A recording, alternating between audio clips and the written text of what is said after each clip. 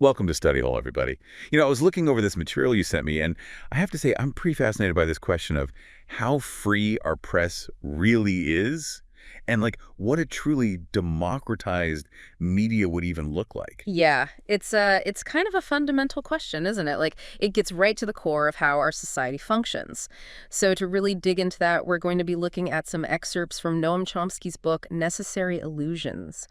And Oh, Chomsky, always a good time. yeah, well, he definitely doesn't sugarcoat things. He starts off with a story about Brazilian bishops in 1989. Yeah, I was going to bring that up. They were really pushing for media democratization, weren't they? Right. They were concerned about how much power was concentrated in just a few networks and corporations, and they proposed this national council to try to get more citizen participation. And the reaction to that in the U.S. was really interesting, wasn't it? Well, yeah, a lot of folks saw it as a threat to the freedom of the press, but Chomsky kind of throws that idea back in our faces. He really does. And, to understand his argument, we have to understand what he calls the propaganda model. Okay, so before we get too deep into that, break it down for us.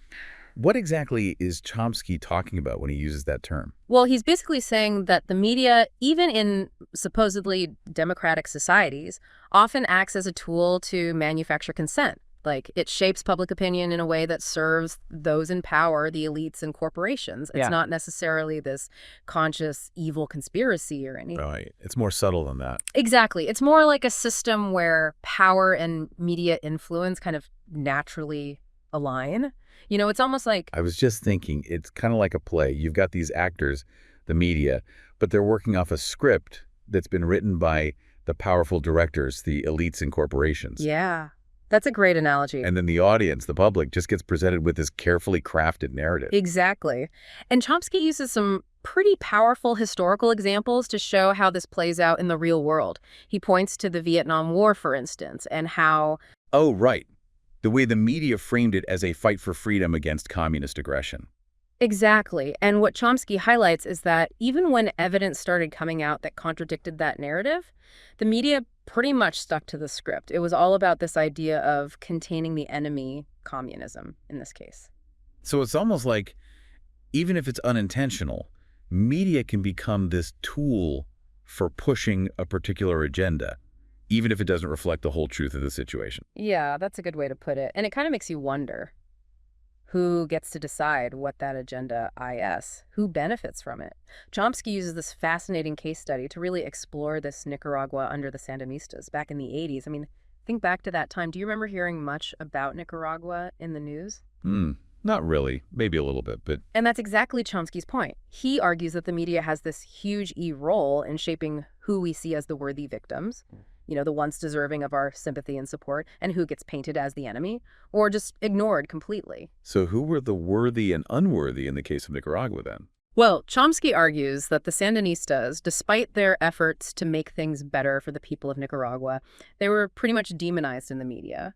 And meanwhile, you had these U.S.-backed regimes in Central America, some with pretty awful human rights records, being presented as these champions of democracy. It's amazing how much power media has to shape public perception, isn't it? It really is. And then, of course, that perception influences policy decisions, too. It's a powerful cycle. And that brings us to another big point.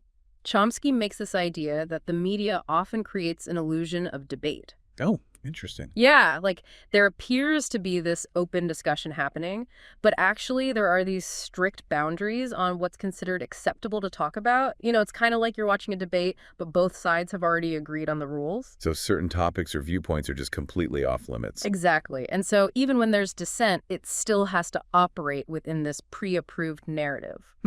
That's pretty thought-provoking. Yeah. It definitely raises questions about how much genuine debate is actually happening in our media landscape. So now you're probably thinking, okay, this is all kind of depressing. What can we do about this whole propaganda model thing? Yeah, exactly. Once you start seeing these patterns everywhere, you kind of feel powerless, right? Yeah, I understand that. But I don't think Chomsky's trying to bum us out. I think his point is more like, hey, let's become more aware. Let's be more critical about the information we're taking in. So are there things we can do? Can we fight back against these illusions he's talking about. Absolutely. There are definitely things you can do to be like a more conscious consumer of information. And one of the biggest ones is to really branch out in terms of your sources. So don't just stick to the same old stuff. Right. Explore different perspectives. Yeah. Look at independent media, see what international sources are saying, maybe dig into some scholarly articles. There's so much information out there. And that's where I think the critical thinking part really kicks in. Right. You have to be constantly evaluating these sources, like asking yourself, who benefits from this story being told this way? Whose voice is missing? Yeah, that's so important. You have to question the assumptions behind the narrative. And don't forget about bias. I mean, it exists everywhere. Even in sources you might think are reliable. Even there. So you have to be able to spot it, try to understand its potential impact, and then weigh that against the evidence. And that's where having multiple sources is so helpful. You can kind of cross-check things, see where there are inconsistencies, and start to form your own opinion, a more nuanced one. Absolutely. And another really valuable thing you can do, talk to people who disagree with you. Yes. It's so important. It's easy to get stuck in your little bubble where everyone thinks the same way, but I really think that stepping outside your comfort zone. And talking to people who have different perspectives, even when it's a little uncomfortable. Yeah, even when it's hard. That's where you really learn. That's where those really good conversations happen, where you have to question your own assumptions. I mean, that's how you deepen your understanding of the world. This is making me think back to that question about a democratized media landscape. What's that even look like? If we're taking Chomsky's ideas seriously. Right. Then it can't just be about changing how WE as individuals consume media. Sure. It has to be about changing the system itself, right? Making it serve the public better. So a system that's more transparent, more accountable, really representing the diversity of voices that actually exist in our society. Yeah, exactly. Maybe it's not even about tweaking the system we have. Maybe we need to reimagine it entirely. Shift the power dynamics, challenge those assumptions about who gets to control the narrative. But how do you even start to do that? That feels so huge. Yeah, it's a huge question. And to answer it, we have to think bigger, move beyond individual choices, and look at systemic change. Which requires, I guess, a lot of critical thinking, experimenting, and collective action. I think you're right. But the cool thing is we get to be a part of that process. We're not just passive consumers here. We have the power to shape the future of media, whether it's by supporting independent outlets or creating our own content, or even just by talking about these issues with our friends and family. And in a way, that brings us back to those Brazilian bishops, right? Pushing for a more democratic media landscape. Yeah. It's an ongoing struggle, but an important one. For sure. And it means we have to keep asking these tough questions, keep challenging the status quo, keep looking for ways to build a media system that really reflects the complex world we live in. So we've spent a lot of time talking about Chomsky's propaganda model and how it might be playing out in the real world. And even brainstormed some ways we can be more savvy about how we consume media. But there was this one little line in the material you sent that just totally stuck with me. Chomsky almost says it as an aside, but it raises this huge GE question. Oh yeah, I think I know what you're talking about.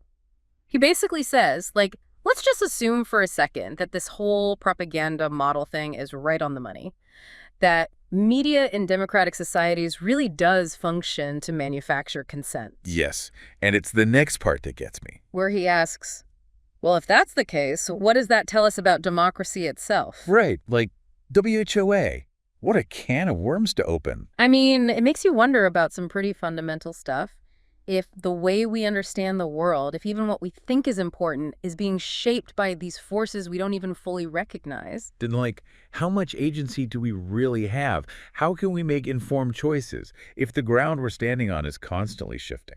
Exactly. It challenges this whole notion of informed consent, right? Are we really choosing freely? Or are we just picking from a limited menu of options that's already been decided for us? It kind of makes you feel a little helpless, to be honest. But at the same time, I do feel like this deep dive has given me a new level of awareness. Yeah, me too. It's like you start to see things differently. Yeah. It's like having a new lens to look through. And I think that's the point of critical thinking, right? It's not about giving up or being cynical.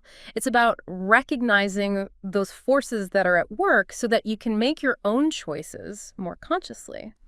Well put.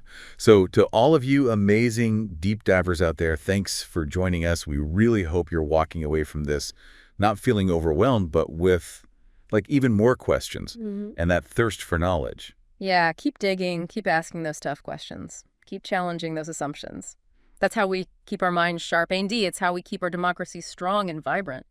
So on that note, happy diving, everyone. We'll see you next time.